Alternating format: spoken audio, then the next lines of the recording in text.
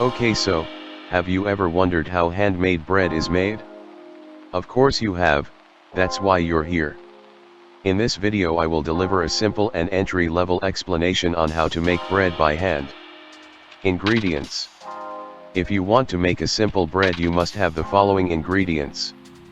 First, a clear, colorless, odorless, and tasteless liquid, essential for most plant and animal life and the most widely used of all solvents.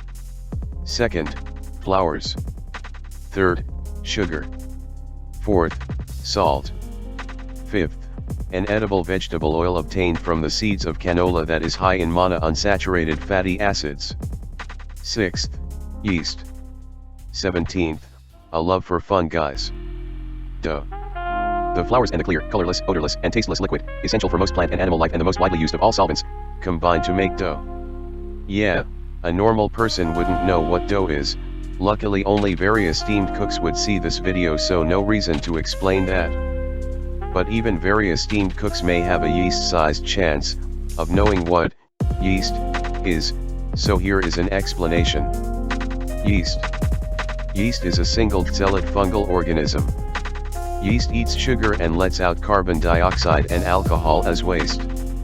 Yeast helps bread rise while being cooked in the oven. The yeast eats the sugar in the dough and lets out its disgusting waste, which is then trapped by gluten in the dough. As the dough heats up, the bubbles heat and harden in place. Baking. So anyways, this is how to handle the ingredients to bake the bread. Drop some yeast in a bowl of warm water. Mix in some sugar, salt, canola oil and some flours. Add some more flours, regularly and slowly. Dust an area with flours and dump your dough on a flat surface and begin kneading until it gets a solid consistency. Remember, what can go wrong will go wrong, maybe. By the way, if you want a much more detailed look on how to prepare your bread, just search it up on a search engine. Please place your kneaded dough in a greased bowl and spray with oil or fat, and coat all over, or else your bread will be a soft, lonely pushover.